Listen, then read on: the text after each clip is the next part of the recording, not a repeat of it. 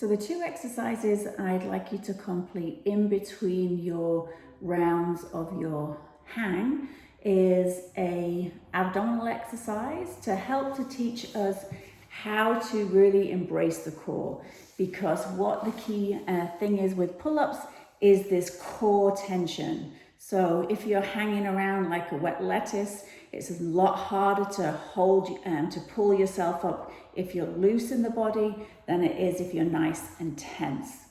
So that's the first exercise. We're going to work on a core exercise, and then we're going to work on an exercise that's going to work on our scapula, our shoulder blades, protraction and retraction. So I'll show you what those look like.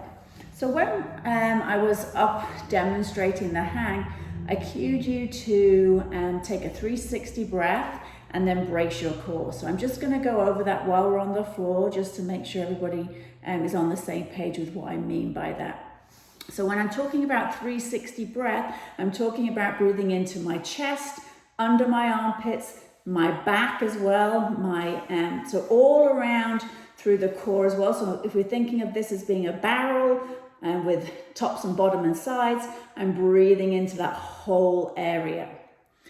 And then when I'm bracing, I'm thinking about if I was to push my fingers into my abs, I'm pushing my fingers out with my abs. We're not pulling belly button into spine. So you could practice that by, if you have a kettlebell or a weight, so you would lie down, put that weight on your tummy, and then what I want you to think about doing is just pressing that weight up. So this is me not braced, and now I'm bracing.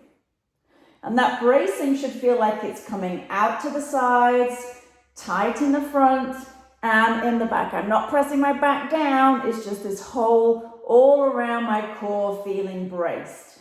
So if I'm wanting to hold that and breathe at the same time, I'm really going to need to breathe through these other areas, or else if I breathe in just in my tummy, I'm going to lose that core tension. So you can practice just putting your weight on your tummy and then bracing, and then practicing breathing.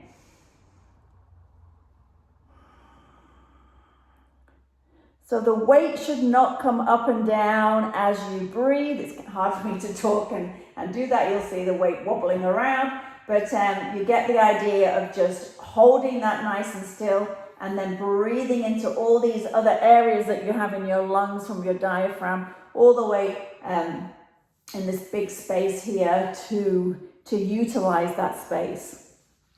So once you get the idea of bracing, then you're going to start on some hollow body positions, and that transition eventually into a hollow rock position, but we're probably not going to get there at this stage. So the first thing we want to do is press our back down to the floor and engage the core. Remember when we were hanging, we tucked under through the spine to engage the glutes. So we want to reproduce that position here. And then from there, you would lift your legs. The first position would be tabletop or somewhere around here. And you want to think about,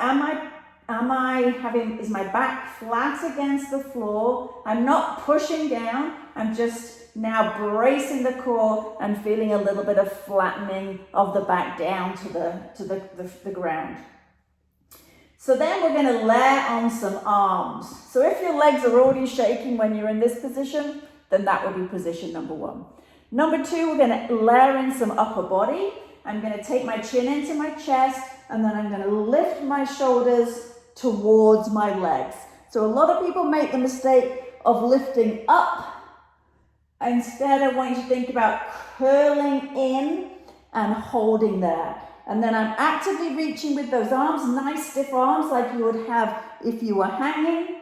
And you would hold this position. Imagine you've got a tennis ball in between your chin and your chest. That will help release some of that neck tension that you might feel.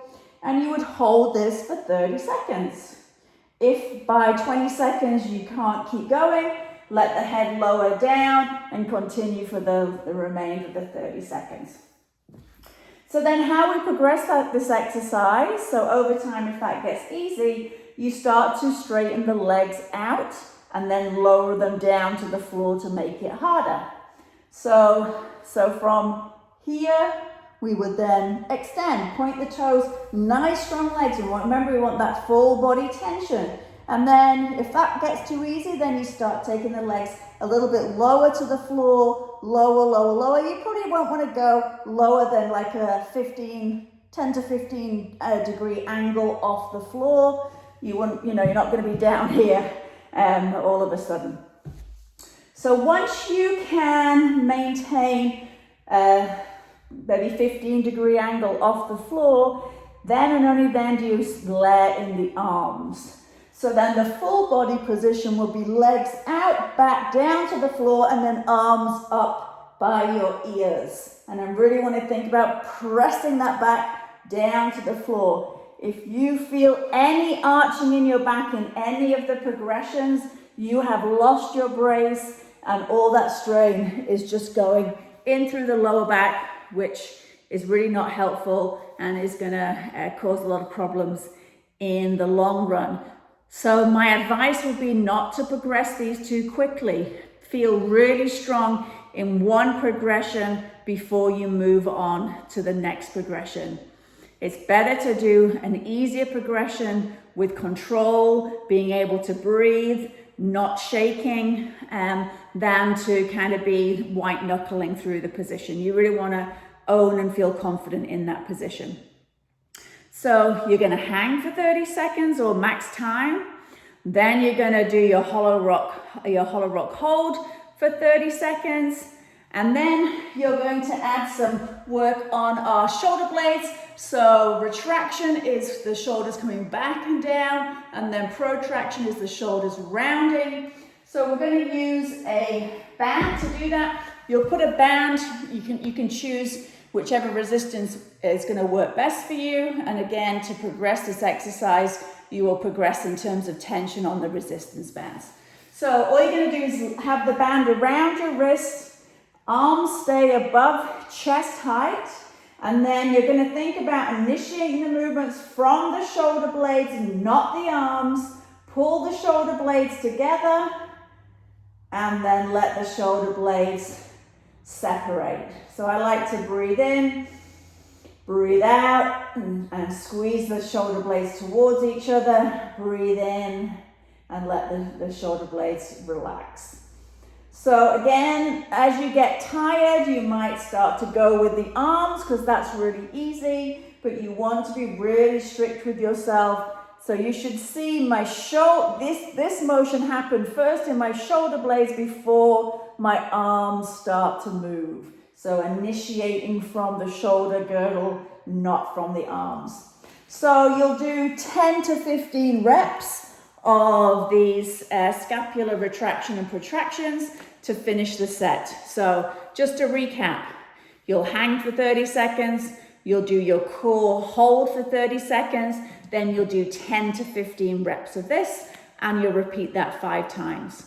That would be the ideal, but something is better than nothing. If you only have time for 3 rounds, do 3 rounds. The most important thing is that you can do this every day or every other day or as often as you can.